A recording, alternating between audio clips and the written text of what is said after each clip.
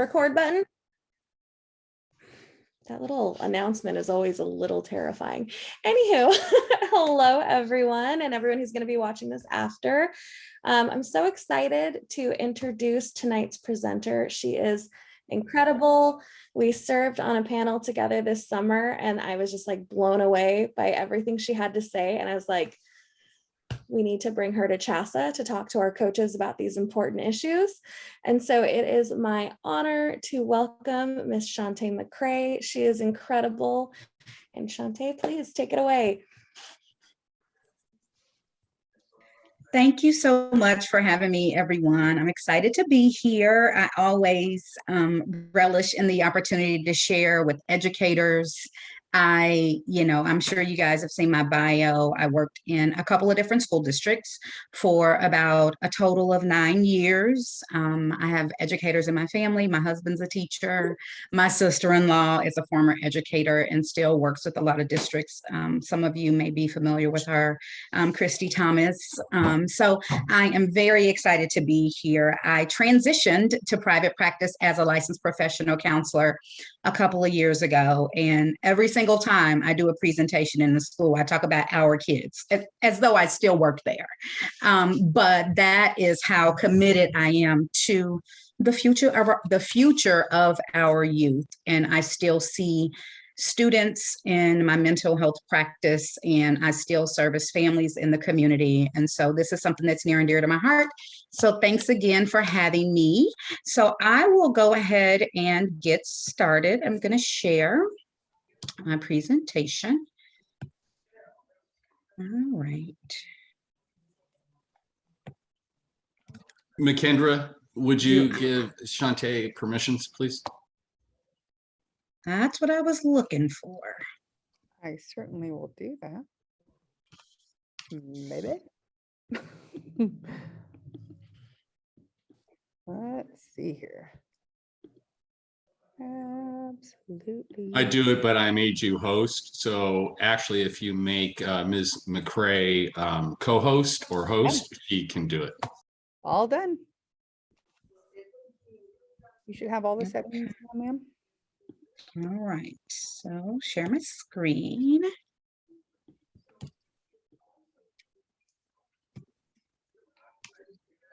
And there we go. All right, so the title of my presentation tonight is Where Do We Begin? A trauma-informed and culturally sensitive approach to restoring the education, obviously in the midst of having gone through this pandemic in the last year and a half. And so I want to start out with talking a little bit about just COVID-19 and the impact that it's had. The uncertainties, of course, of this pandemic have challenged every aspect of our school systems: teachers, administrators, support staff, of course, students. It has required that you all reinvent ways of connecting with, supporting students and families, but also just literally teaching them the things that they need to know in order to continue to be successful. This has presented a unique set of opportunities for reframing and transforming school practices by incorporating a more culturally aware and trauma-informed approach.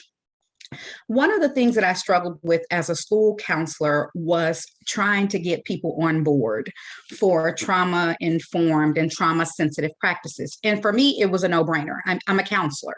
So I thought, I don't understand what the problem is, why this is so hard for people to wrap their brains around, but also to be intentional about implementing when we're having these trainings and we continue to struggle with being able to meet students' needs. And the thing that I found to be most times I found that it was the case was that a lot of the teachers, a lot of the staff in the school couldn't connect with the students when it came to some of the traumatic experiences that they had in the communities where they lived. And so having come from the very neighborhoods where my students lived, having been raised and attended public schools in inner city Kansas City, I had a unique a unique set of skills that allow me to be able to relate to those students on a different level and therefore see the need for a more trauma-informed approach. But I felt like a lot of times the teachers that I worked with, they couldn't see it. They had not lived that life. They had not walked those streets. They were not subject to community violence on a daily basis. And so I felt like that was a bit of a struggle. But in the wake of the pandemic, we have all, teachers, staff, students, government officials, restaurant, business owners, we have all been affected by this pandemic in some way. And so in that shared trauma, this is a perfect opportunity to use some of those tools and skills to be able to help the students in a way that allows for them to not only readjust to being back in schools, but to also flourish as they are attempting to overcome some of these challenges. The next slide is actually a video, and it is the Dean of the School of Education from Harvard University.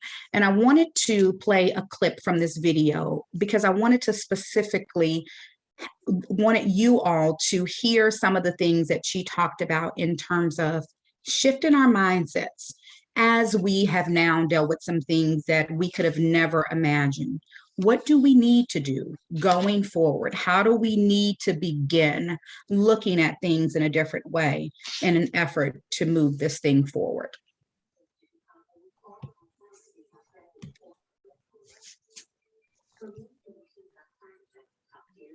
Okay. As soon as I can get it to play.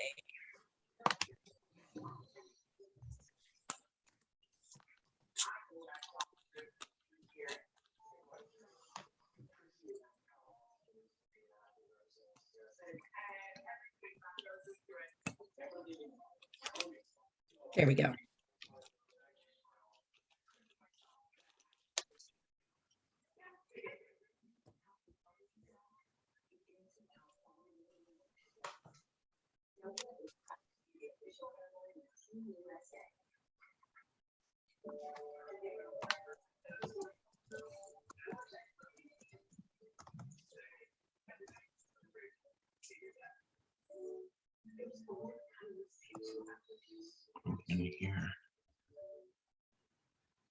I'm not sure that we have audio on the video, my friend.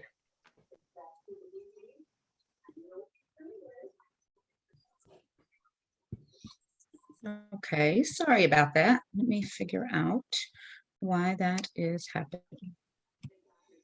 Reed has made a statement that if we turn off our videos, it might help too. I'm sorry, what was that? I said Reed has said that if we turn off our cameras might help with that as well. Okay. Let's see if that helps.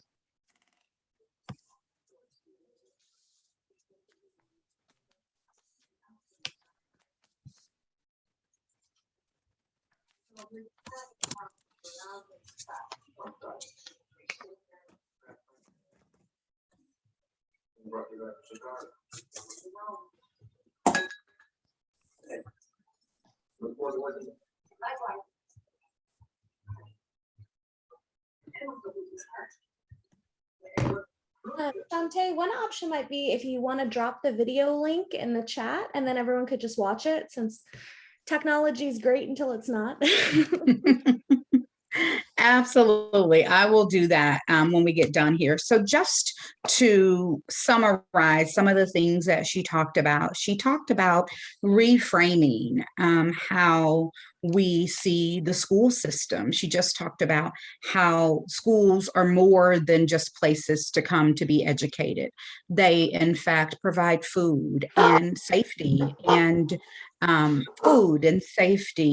supervision for students. And a lot of students didn't have some of those things as we were going through the pandemic. And so in a report by the Office of Civil Rights that was posted and posted on the Department of Education. Here are some observations with regard to how, of course, we have been affected by the pandemic. Of course, it's negatively affected academic growth in reading and math, widening pre-existing disparities. Many students learning English struggled to participate on equal terms. Think about being in a home where not only English is not your first language, but maybe your parents don't speak English. How much of a barrier that is to, in fact, understanding what's being asked of you virtually and then being required to do the work. And so these are the students that are coming back and have come back into the buildings. LGBTQ students faced heightened risk of anxiety, depression, and stress as they lost access to those supports that they had become accustomed to, seeing their friends, socializing, their peers, but also teachers and organizations who supported them. Nearly all students experienced some challenges to mental health during this time where students were learning from home and in fact having to rely on parents and sometimes siblings and sometimes being alone. These are students that have now returned to the buildings and of course present a unique set of challenges. Students were at an increased risk of domestic violence and child abuse, and some are probably still dealing with the ramifications of that. Students with disabilities lost the necessary supports that they depended on while they were in person. Either they didn't have access to a paraprofessional, or there was no way for the school to provide those services that they might have needed. And so these are some of the unique challenges, of course, that you as educators know and see every single day as you go into the buildings. The first thing I want to talk about is, where do we begin? We naturally start to think about the needs of our students. Having been a professional in the school setting for years, I would oftentimes not think about my own mental health needs and show up and do the things that I needed to do to make sure that my students got what they needed. But we've got to take a step back and we've got to start with the staff in order to be the best possible educator you can be. You have to, in fact, also recognize the barriers that are resulting from this pandemic and how they've affected you personally and professionally. Professional stressors, and it goes without saying to anyone who works in the educational setting that expectations are high. State requirements, district objectives, test scores, those types of things have always presented a unique set of challenges at times for teachers. And so when you think about that in conjunction with the stress of now being back in a system that over the last year and a half has looked nothing like we ever expected it to look. Traumatic stress, having to go to work every single day and dealing with the grief of having lost a loved one to COVID-19, to potentially continuing to struggle with your own mental health challenges as a result of this pandemic, anxiety, depression, physical health challenges. I was having a meeting with one of my interns the other day, and she's in fact a school counselor at a school very close to our practice. And we were talking about a student who was coping by using marijuana. And I challenged her. She said, you know, you can't come here and expect me to help you if you are under the influence.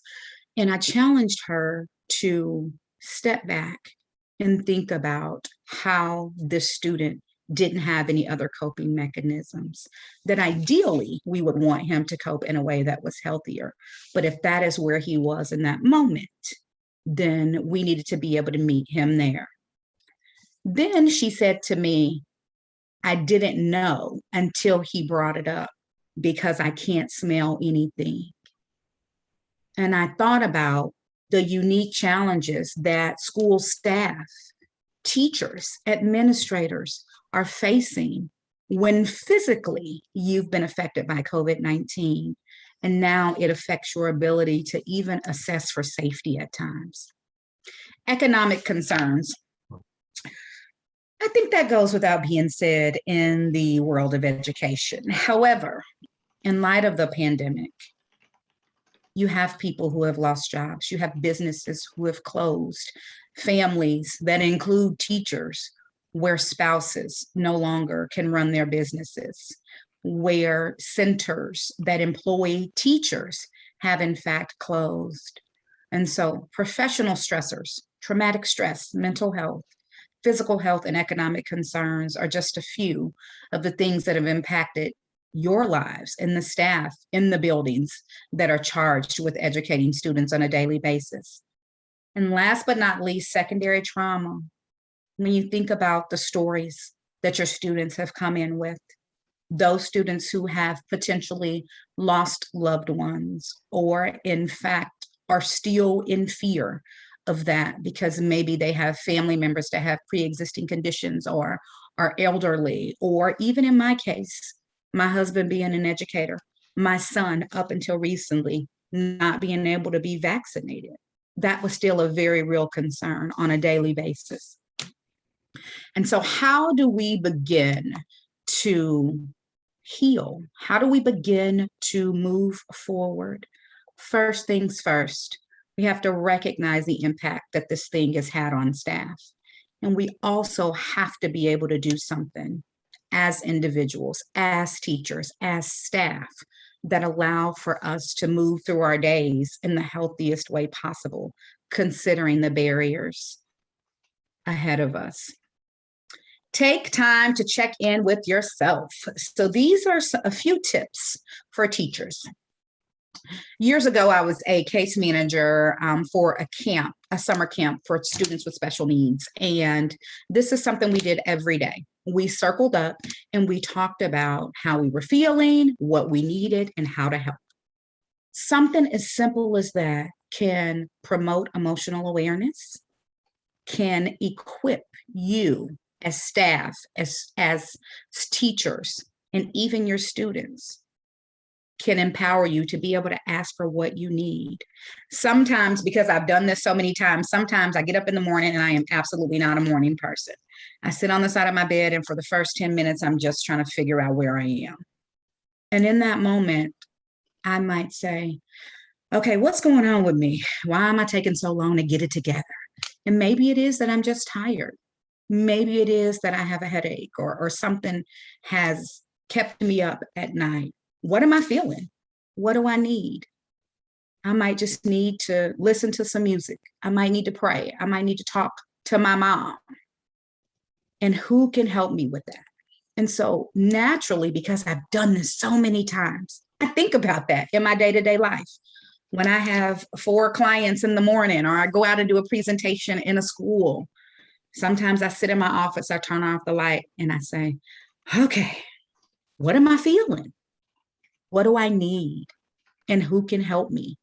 That's just a quick tip that you can employ daily, multiple times a day, to make sure that you are staying on top of your own needs. Maybe you need a break. Maybe you need to shut your phone off and go home and do some sort of meditation or something that allows for you to get to a better headspace. Being aware of where you are allows you to plan, allows you to equip yourself to be able to handle what's coming next. Practice self-compassion. This one can be tough for helpers, and very naturally, we show compassion and empathy to most people that we come into contact with on a daily basis, students and other staff and families and anybody else that we come in contact with. We can typically show some sort of empathy or compassion. But when it comes to self-compassion, that can be a little bit more difficult. Our expectations, our standards are high. We have a great sense of responsibility when we're working with students. I can't not show up. I have to be there for my students. They need me. I'm going to challenge you to think of it like this. Think about your best friend. Think about a sibling. Think about a parent. Think about a child, a spouse. If they were going through a difficult time, if they were having trouble adjusting, if they needed a break or a mental health moment, what would you say to them? You wouldn't criticize them. You wouldn't say negative things. You would probably say, you can do it. You would probably say, what do you need from me? How can I help? You would probably say, go get a massage on the weekend. You might say, let's pray together. You might say, let's go for a walk. All of those things are things that you need to be able to turn inward. Just like you give that compassion so freely to other people, learn how, become more comfortable with doing that very same thing for yourself. And last but not least, develop and utilize social supports. It can be I recognize how it can be taxing at times to do all the things that you need to do as a teacher on a daily basis. You are aware of the expectations of the administrative staff. You are dealing with student needs, potentially behaviors, thinking about what's coming next. How do you prepare? Thinking about that parent you need to call back. Sometimes you just need some help, and that's okay. So develop and utilize those social supports. That might be a peer, a teacher who's next door, but maybe that's a community organization. Maybe that's a therapist. Maybe that's some sort of community group that you're a part of. Recognize that when you need those things, it's important that you already have some things that you are able to access. The next slide talks about administrative tips, and I heard you all talking about admin a little bit earlier, so hopefully these will be helpful as well. Prioritize physical safety, follow public health recommendations. Obviously, there's been a lot of controversy around mask wearing and social distancing and things like that as students and staff have transitioned back into physical spaces. And so prioritizing the needs of the staff and students is key. What people choose to do when they're not in the building, that's completely up to them. But in order for staff and students to feel safe, there has to be regulations around what to expect and how to conduct yourself when you're in those spaces. Prioritize mental health of teachers and staff. Check in with staff collectively and individually. I remember working in an elementary school, and I ended up going to the school because they cut my position at a middle school. And believe me, I went kicking and screaming. I did not want to work with elementary students. I thought, I cannot handle the crying. I just can't handle it. And Hi. I did not. George, David, and Tay. Who's Tay? Oh, Ray. Oh, so just Jennifer, you're not muted. All right. And so I went to this elementary school, and I remember a particular principal, and he wasn't our regular principal. He would sub when our other principal was out, and we were down a principal at another building. And so our principal would go between buildings because it was in close proximity. So we had the sub, and the thing that I remembered most about him is that every morning he would make his rounds. And while he was making his rounds, he would stop at the door of every teacher and just speak. He would say, "Hey, how are you today?" And if you said, "Oh, I don't know," he would stop and he would actually engage in conversation about how you were doing and how he could support you. I was the counselor, and he would come to me and say, "You doing all right in here? You need something?" If I did a restraint or I had to remove a student or anything like that, he would always follow up, checking in with staff collectively and individually. That to me was more impactful than some of the interactions that I had with my building principal on a daily basis. Promote mental health practices. Again, if we're doing professional development, which we are required to do, how do you incorporate some of those things into that setting? How do you allow that to be a space where you create opportunities for staff to connect with one another? Encourage teachers and staff to focus on social emotional learning while setting academic expectations. I hope I don't get in trouble for that one. I recognize that that can be a struggle. I know that all administrators in district and state personnel recognize the need for social emotional learning, but it's often tough to do when you have other standards that you have to meet on a daily basis. In this climate, we can't afford to not honor those needs of our students and our staff. Validate staff concerns. If a staff member says, I'm concerned for the student, if the administration is not equipped to handle it, doesn't have time, whatever the case, make sure to connect and suggest a counselor, someone who can support the staff in being able to meet the students' needs. And clearly articulate the school's, district's plan to address concerns. That can be mental health challenges. What do we do if we have a student we believe to be at risk for suicide? What do we do if, in fact, we haven't seen or heard from a student in a certain amount of time? How do we address crisis and things that happen in the community that are clearly affecting our students? Clearly having a plan to address those things so that teachers and staff know what to do when they need to be able to access those resources.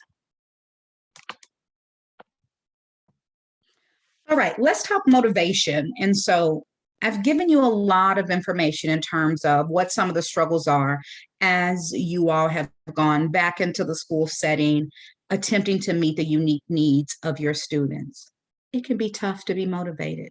There are days where I'm sure your mental health doesn't allow for you to be your best, but you show up anyway. Motivation to thrive requires 3 psychological needs. They are connection, choice, and competence. When you think connection, I want you to think alignment. I want you to think purpose. Why do you do what you do? How can you find meaning and contribute to something greater despite the challenges you might be facing? I think about the work that I do in my private practice, and ultimately, I just want to help reduce the stigma of mental health in our communities.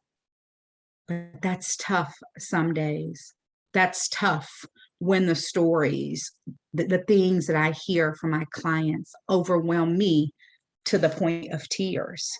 It's tough when you work with someone in a school setting and you do all you can to support that student and to help them thrive and to help them to be able to see their own potential. And then you lose them to gun violence. It's hard to stay motivated. Connection. What do you do it for? What's your why? Choice. There are often times in the school setting where things are passed down from administration, district personnel, that teachers might have an issue with. You didn't say it, I did. The reality of it is you always have a choice. Identify options and make the best choice. No need in focusing on something you can't control. Focus on that which you can control and make the best possible choice for your students, but that also allow for you to be able to meet those requirements. Competence, acknowledge progress, focus on value, achieving. What did I learn that I can apply tomorrow? Did I learn that a student lost a parent yesterday? Did I learn that a particular teacher down the hall does yoga in her spare time? Did I learn that maybe she has some tools that can help me? We are not where we want to be, but how do I take what I have in this moment, acknowledge it, and find the value so that I can continue to be motivated to move forward? So now I want to go into the trauma-informed systemic approach. And so with this approach, all parties recognize and respond to the impact of traumatic stress on those involved with the system. That's students, caregivers, staff, and service providers. What does that look like? What does that look like when a parent, an irate parent, calls the school and the secretary is tasked with figuring out what this parent needs? That looks like compassion. That looks like empathy. That looks like not personalizing the things that the parent might be saying, because we recognize that this is a traumatic time for everyone. How do we interact with those parents when they come into the building? How do we approach students who we already know are struggling with the trauma associated with the pandemic? I think about a particular family that I worked with when I started working for the second school district. These two students were frequent flyers, as we call them, in the front office, not because they were in trouble, but everybody knew them and everybody loved them. And so they would come into the office multiple times a day just to speak on their way to class. Both of them were athletes. And so when they were getting excited about games and, they had new shoes and things like that, they would always come into the office. And so I never worked with them one-on-one in terms of any sort of major concern or behavior issue. But I learned that these two students had in fact lost their younger brother and their cousin to a drive-by shooting just a year prior to my starting at the school. And in fact, the 8th grader cradled the little brother as he passed away in his arms. And so when I think about that, I always wondered if we were really meeting the needs of those students. I thought about specific individuals in the building who were a little more old school, if you know what I mean, in their approach and didn't take excuses. And then I thought about those other teachers who were a bit more compassionate. But as a whole, I didn't always feel like we employed a trauma-informed approach. And so that was a struggle. So when you think about what that might look like, counselors, administrators, staff, students, everyone has to recognize and respond to the impact of the traumatic stress on those involved with the system in order for it to be effective. It's a collective approach. And so that approach has several essential components. The first one is collaboration. I just talked about that. Like I said, I heard through other staff members that this particular family had experienced this level of violence. And as a result, one of the students struggled a little bit more than the other, but they didn't come to the office a lot of times for discipline issues, but just being able to collaborate with the social worker who kept in touch with the family, the teacher when there were issues in the classroom, mental health professionals that these students also saw outside of the school setting. When I think about that, I think about students who are on some sort of medication. I had another student who, in fact, pretty much spends an entire semester in my office. On any given day, he'd be in there for several hours. He would get kicked out of class, but he did warn me 2 days after I arrived at the school that he was out of medication and he would probably need some additional support. And I thought, sure, I'll help you. And, between myself and the social worker, we'll try to get your meds. And it ended up being an entire semester. That was a collaborative approach. Myself, the social worker, the medical doctor, the parent, the administration, the teachers, me going and supporting the teachers by being in class with him some days because he just struggled to sit in his seat. Think about those students having gone through a pandemic.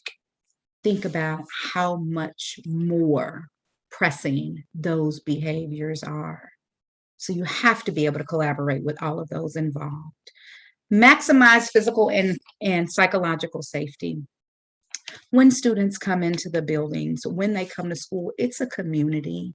Even the most shy and reserved student recognizes the need to socialize, to interact. I've had so many students that I've worked with over the past year and a half talk about how they want to go back to school. Students who may not have said 2 words the entire class, students who might not be able to identify someone they consider a friend, or who might even feel like a teacher doesn't like them, or that they struggle in some areas. They recognize how important the connection is. So being able to maximize that physical and psychological safety for those kids. They have needed this. This return to school is life changing. It's life-saving for some of them. How do we maximize that so that they feel safe and secure when they're there? Facilitate adjustment. Everyone is in the process of adjusting right now. We are having to establish new routines and ways of interacting with students, ways of supporting them and their families, and even teachers and staff have higher emotional and mental health needs. How do we facilitate the adjustment of the students and families in a way where they can settle into some of these new routines, in a way where they can start to regain some of those academic needs that they lost over the past year and a half? Support their ability to learn and thrive. I talked about the 3 C's earlier today: competence, choice, and connection. Those are just as important for students as they are for staff members. Students that struggle and need to be motivated, they need to be able to connect with why they're there, their purpose. They need to be able to connect with a person that believes in them. They need to have some choice. That's hard in a school setting at times because we do have those things that we're required to do. But if it means you can sit in your desk, or you can sit in a flexible seating area, or you can move around while you do your work, if it means that you're going to be able to thrive, we have to allow for them to have some choice. And that competence, having a sense of accomplishment. If you didn't get an A on the test, well, let's talk about what you gained. Now you know what you need to study. That's value. How do I use what I've learned today, tomorrow? The 3 C's, competence, choice, and connection, again, are just as important for staff as they are for students. Cultural implications. When we talk about being trauma-informed, we have to know the major players. And so when I say that, what I mean, we have to know the family members. We have to know something about the living situation of these students. Are they homeless? Do they live with one parent or two? Is it a multi-generational home? Any sort of religious affiliation. I think about Muslim students that I have that need to pray at certain times of the day. Systems of support. Is the student an athlete? These things are cultural in that they support the student and their needs. We have to be aware of what these things are. Are these students working after school? Do they have to in order to help their family stay afloat? Be able to identify triggers. This can be cultural in that there are certain facets of the population that will have a completely unique set of experiences than others. We have to recognize how some things that are fine in one culture, one community, are not okay in others, and how, in fact, that might trigger students. Establish routines, expectations, and clearly communicate them to students and staff. They need structure. They need to know what to expect. That has to do with the culture of the school in itself. What do we know when we go into a school setting? We definitely know what time the bell rings, what time classes start. Most kids can tell you what time lunch starts and what time recess or PE or after school games or things like that start. It's just as important that we have those routines and expectations in the day-to-day system of our buildings, and that students know what they are, that parents know what they are, that when something happens in a family, they know they can call the school and have access to their student if they need it. Normalize change. That is cultural in the wake of this pandemic. Some students associate change with crisis and chaos. And unfortunately, some of them live in survival mode because they've always been in transition due to their family circumstances. Normalize change. Even though we're coming in and this is what we're doing today, we have to consider safety. We have to consider the ramifications of this pandemic and talk about what happens when we do have to shift to other ways of learning, when we do have to have students quarantine or other things happen in the buildings that seem a little bit out of place. Normalize those things. Encourage inclusive attitudes and peer support. That comes through connection. When you are connected, when students are more connected to one another, when students are more and feel more connected to staff, we can then be more inclusive. We know one another well. And so now we know how to be inclusive, how to be sensitive to those cultural needs. And we can then provide that support as staff, but also peer support. Create and utilize relational rituals prior to focusing on academic responsibilities. So I said that because this can be something that is a 5-minute activity. I would never say anything that's going to take away from the learning environment. This is only to enhance your students' readiness to learn. I talked about circle up. What am I feeling? What do I need? And who can help me with that? That is a quick round robin.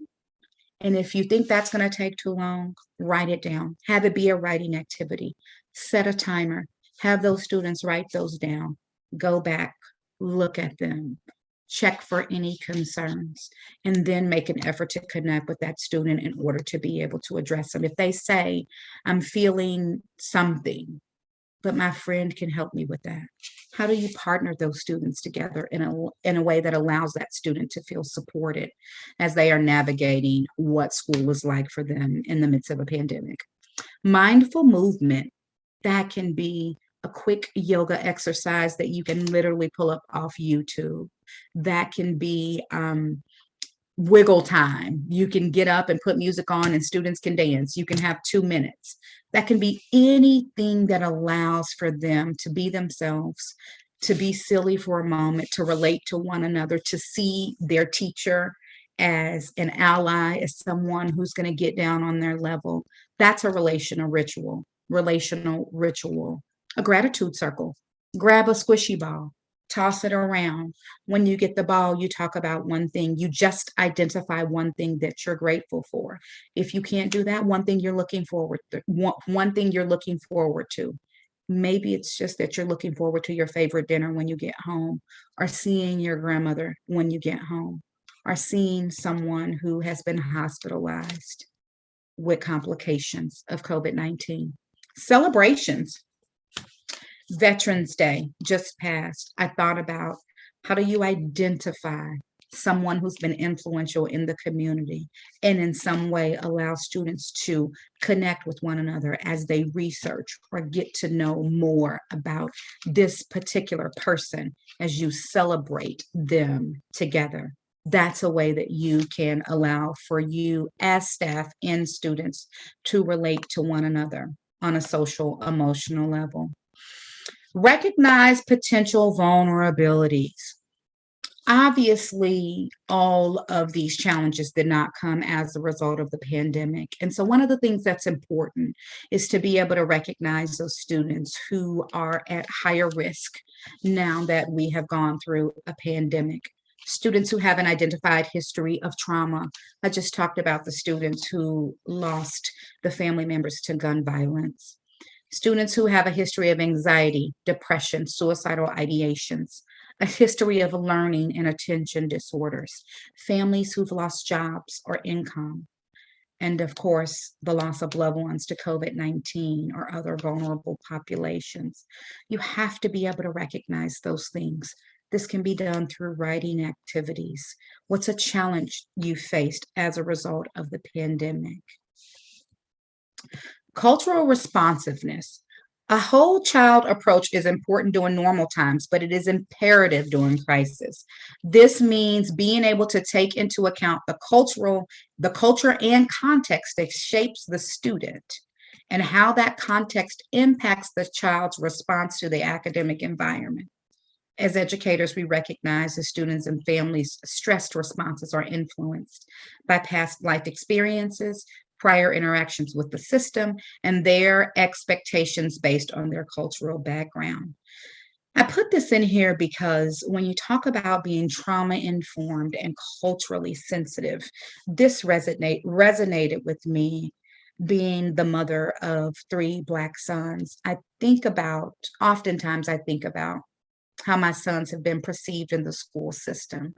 I think about some of the responses I've gotten from school personnel in terms of my children's behavior, positive or negative. I think about some of the comments that indicate biases.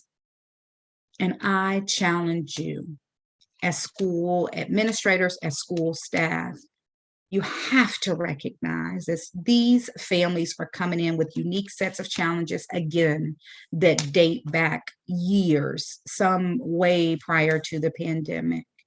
Knowing that, how do we respond in a way that's compassionate, that's empathetic, that is culturally sensitive?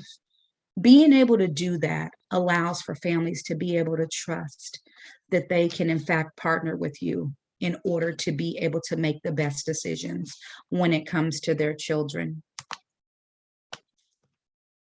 Tips to cultural responsiveness. Approach students and families with curiosity and compassion instead of judgment. If you don't know why a student does something, ask, get to know them, connect with them, talk to previous teachers, administrative staff. It's okay if you don't know to ask. That's how you develop your skill set in terms of how to be able to meet the students' needs. Believe student stories about their experiences with COVID-19. Learn what students feel is most stressful and helpful during a crisis. If you ask, they will let you know. If you say, well, how helpful is this? They might say, that doesn't work for me. Respect that.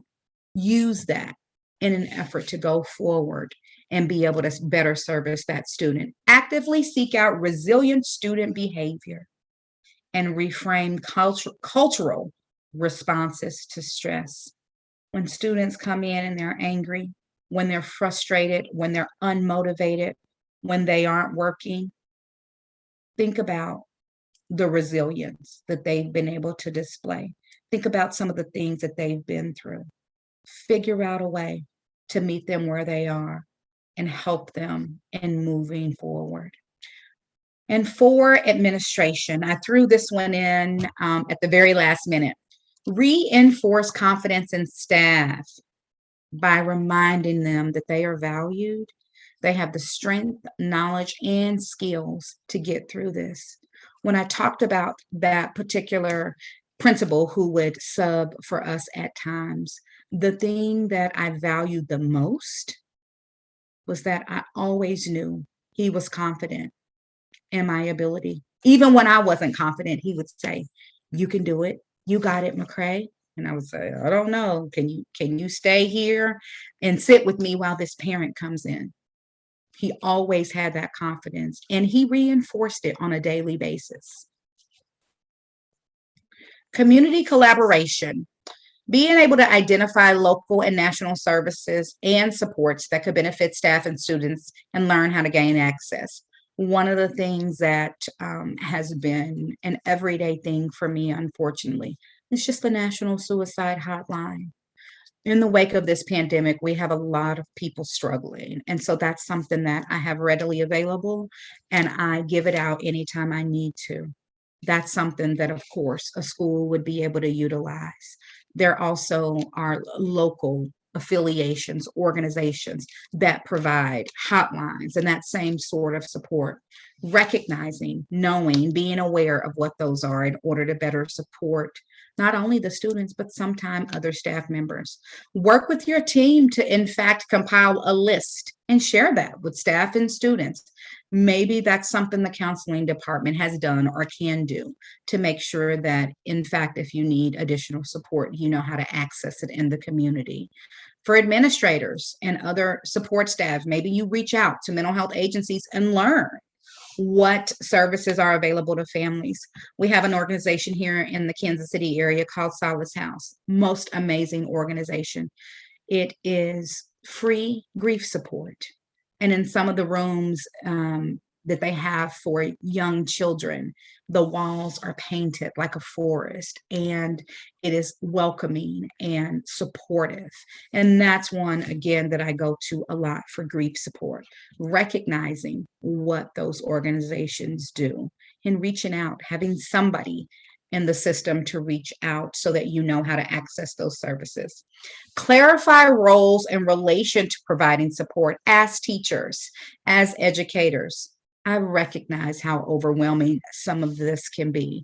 This is not what you signed up to do when you signed up to be a teacher. You didn't necessarily think you would be counseling students. You didn't necessarily think you would be walking alongside of them in some of the most difficult times. You thought you would, in fact, be educating. That's why it's important to know the roles that other people play in the building.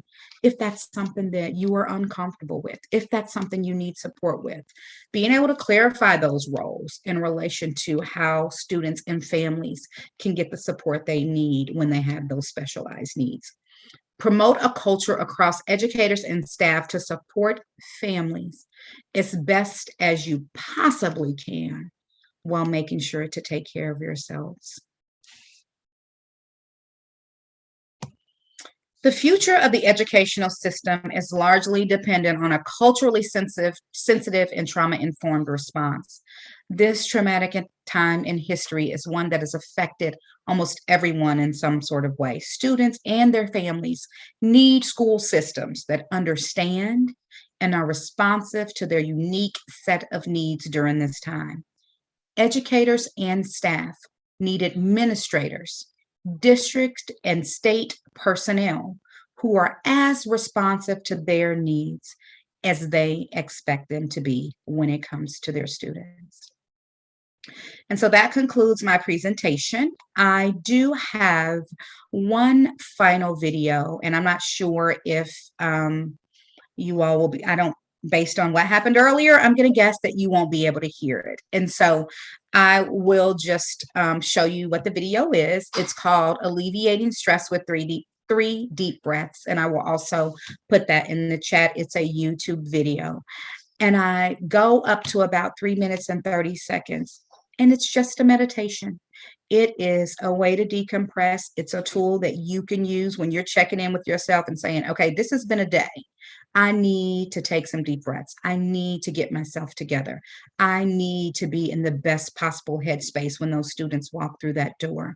So this is a tool that you can not only use for yourself. Of course, this is also something that you can use for students. You can do it first thing in the morning.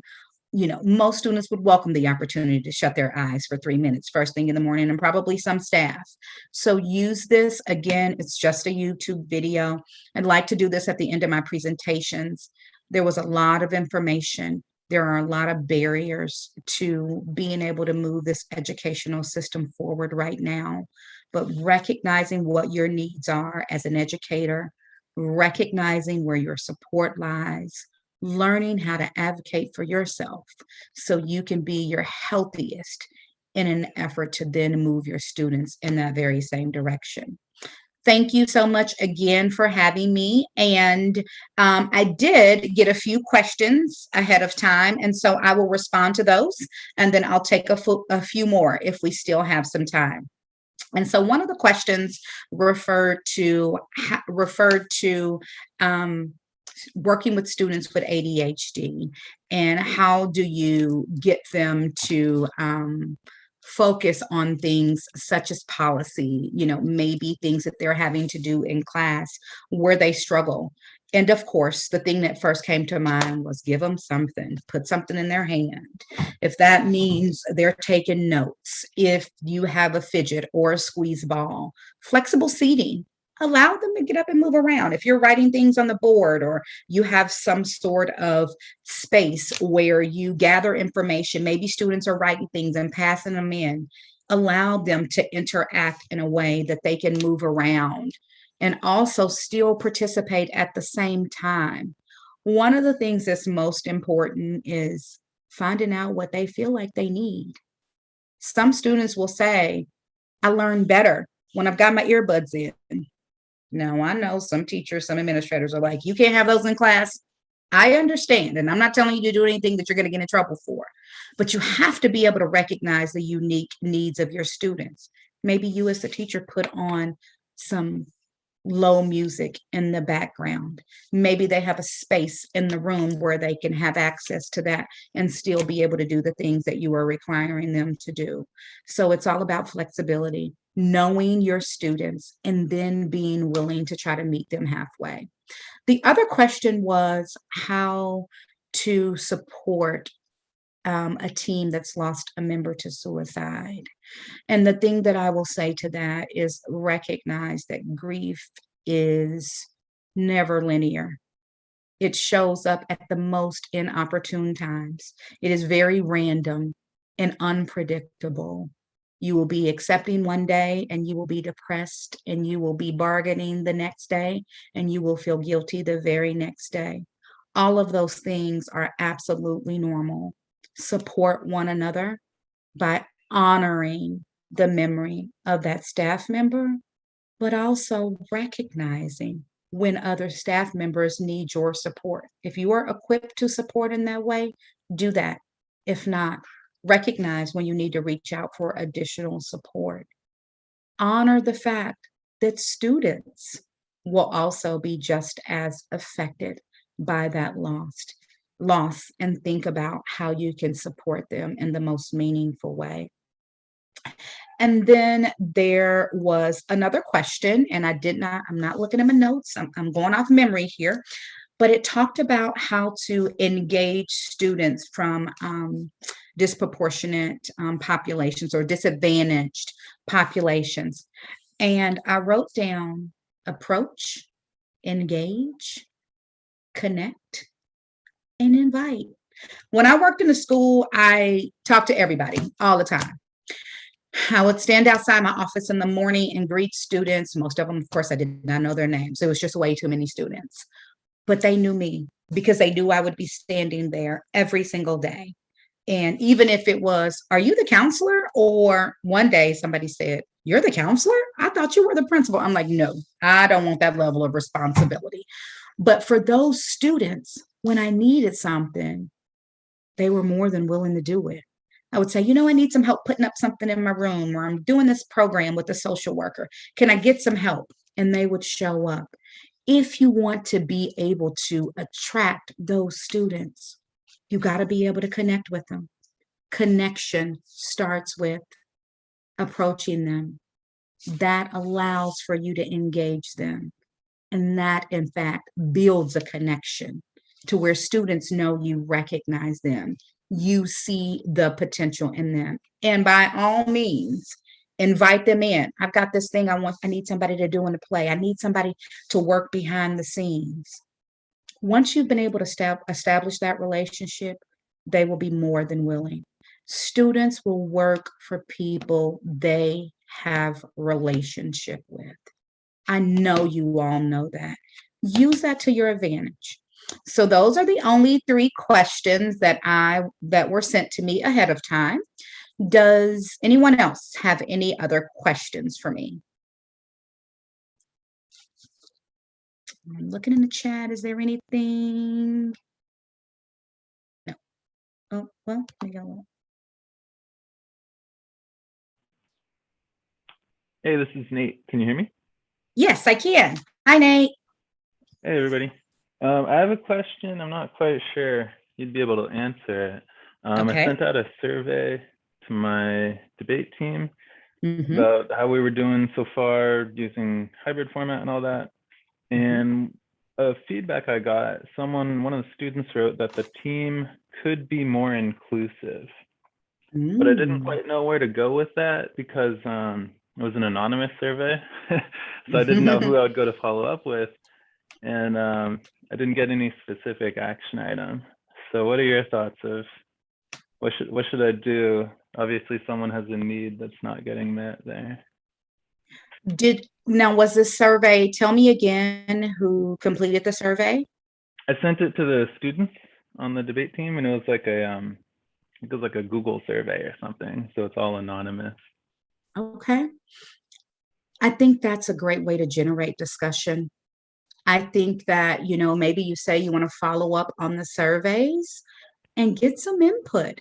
if we were being more supportive, if this was more inclusive, what would that look like for you? For me, if I were a student, I might say something like, well, I'd rather do these types of plays, or I'd rather read these types of books. When you think about underrepresentation of minorities in arts and things of that nature, maybe they're talking about that, but maybe not. And so that's why I always say, if you don't know, ask.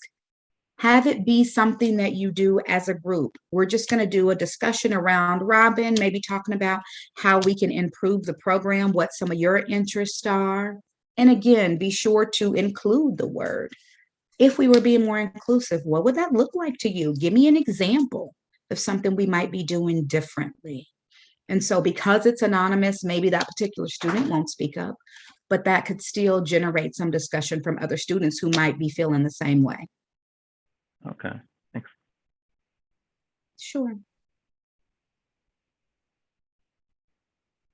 Any more questions? Yes, can you just come here and live with all of us so that we can have you all the time? You are spectacular. I would love to live in California. I hate the winter. I mean, it's like 35 degrees outside right now. I got the heater under my desk. But I don't know how my family would feel about that. Or you 6 months out of the year is all I'm asking. It's not like we need to not share. Well, thank you so much. I appreciate that. It's also nice, I think a number of coaches I see and people on the screen right now, I know that it was so good to hear some of what we're doing is not in vain and that we're on the right track with what we've started. That was validating and really nice. I think that just kind of speaks to our souls, but I also think it was really exciting to hear other avenues and methods that we can utilize. So just thanks for all encompassing all the empathy and experience and education and enlightenment that you provided. That's a lot of ease, but I like. I see that Chris's hand is up. Yes, Chris, what's your question? So first I wanted to say thank you so much for the presentation. Such great information. And I guess my question is in regards to how to retain all this information. What's our next step? Do you have any advice on where to go next with all of this? How can we incorporate this into our everyday lives and keep track of our progress with holding on to a lot of this? I think the thing that's most important is being able to recognize where you are. And like I said, that is, and I can share my presentation with you all if that will be helpful. But just being able to recognize where you are mentally, emotionally, and sometimes even physically can inform the things that you are able to do on a daily basis. If you are not there mentally and emotionally, it is going to be a struggle. And I recognize that some of that has probably happened over the course of the last year and a half. So recognizing where you are and being willing to collaborate. I'm sure you have team meetings. I'm sure you have professional development time. Encourage administration. That's why I put it in there. You've got to allow for that time for teams, for staff to get together and talk about what to do. Sometimes it might be, I have this particular student and I don't know what to do with them. I don't know how to help them. I am struggling. And that's a trigger for me. If maybe they're dealing with a loss and I've dealt with a loss, maybe that's a trigger for me. And maybe I need additional support. But knowing where you are, recognizing your needs so that you can attempt to meet them, and also having that time together as peers, as support groups, talking to administration about what that looks like when you get together for your weekly or your meetings or things that you're doing in your teams. Like I said, I would be happy to share my presentation. I didn't have my sources on here, but I will definitely add those and get it out to either McKendra or Angel, and so that way you have access to it. But recognizing where you are so that you can make an attempt to meet your own needs first, and then going to the administration or meeting with your teams and planning and supporting one another as much as you possibly can. So when I think next steps, I think that's something you can start doing tomorrow. I think you can wake up and say, Whew, okay, where am I at? What am I feeling? What do I need? Who can help? Oh, so-and-so down the hall can help. She's really good with this thing. What am I walking into when I get to the building? I know that the student is returning from having lost a loved one. So thinking about where you are, what you need, but also being willing to take that extra step to collaborating with other peers and getting support from administration.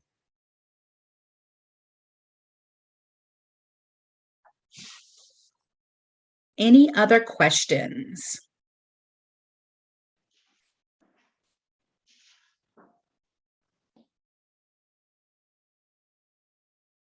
Going once? Going twice? A lot to digest. It is a lot. And as I put the presentation together, I thought, oh my gosh, this is a lot of information. But I say that to say you all are dealing with a lot on a daily basis.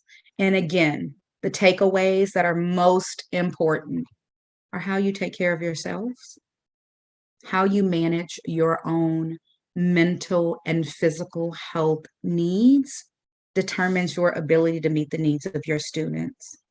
Being able to connect, sometimes literally just showing up is all you have to do for some of those students who are struggling with connection, who are struggling with grief. And so taking care of yourselves is paramount to anything else right now. Your students' needs are going to be met when you show up in that way, in your most healthy way. I think the one that has always shocked me is how on an airplane, they always say properly secure your own air mask before attempting to help others. And there's a reason why they have to say that. So I think you are absolutely correct. And that's incredible. I love the level of empathy, and I apologize for crying, but you were spot on. And thank you very much. No problem. Thank you. And I'm a mom, so that's tough because I want to make sure my kids are good. I want to make sure my husband is good. I want to make sure that all of my clients who come in feel better when they leave. But if I'm not okay, I can't do anything for them. If I'm not okay, I'm not going to be around long enough to be able to continue to service them. So that's so important. And thank you for that.